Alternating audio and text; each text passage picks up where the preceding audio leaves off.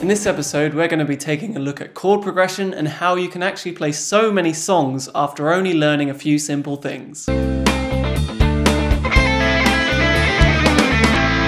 Hello and welcome to Tuts, the show where we explore guitar playing and music theory to take our playing to the next level. I'm your host, Ray George.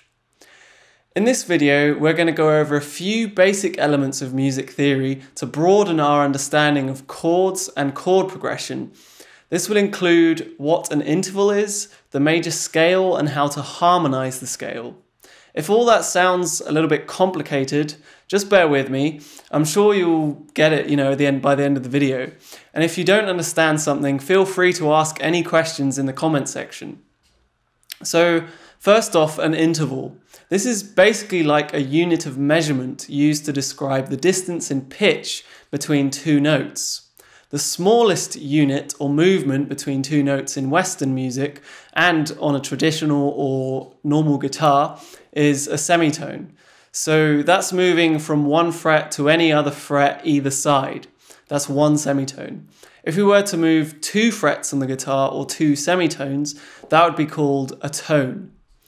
Once you understand that, you should be able to construct any scale based on what's called its intervallic definition. So in the case of a major scale, that's tone, tone, semitone, tone, tone, tone, semitone. I give an example of this and the ways in which you can play it in Season 1, Episode 2. You might want to check that out if you want to see exactly how that's done on the guitar, or if you just want to know the fingerings. After we have our major scale, we can then start harmonizing it. This is basically the process by which chords are created. And again, it's pretty simple. To create the most basic form of chord, a triad, you take the starting note, so let's say, for instance, C from the C major scale, and then you count up three notes, including the first note, which will take us to E. And then from that E, you'll get to G. And if you put those three notes together, you get C, E, and G, which is the C major triad or C major chord. This can be done for each degree or each note of any scale to create what are called the scale's diatonic chords. The word diatonic simply means using notes only from the scale being used. I made a really quick video on diatonic chords in Season 1, Episode 5. Now, in order to easily refer to any chord in any key, each diatonic chord is labelled using the Roman numeral system.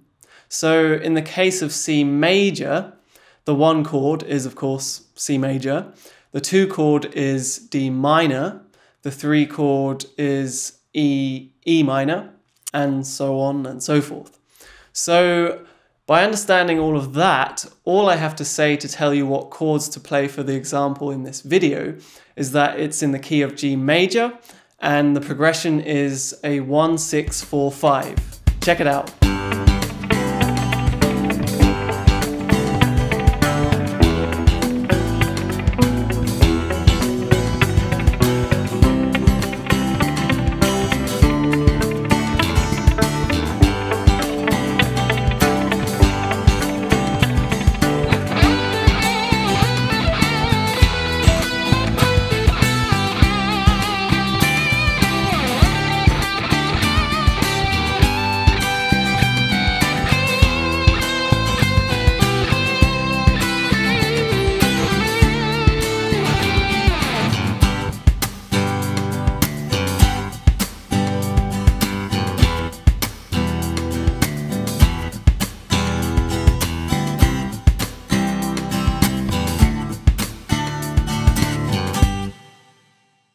If you'd like to check out a similar lesson to this where I demonstrate the 1-5-6-4 progression and embarrass myself by actually singing the examples, you can click the annotation or find Season 1, Episode 3.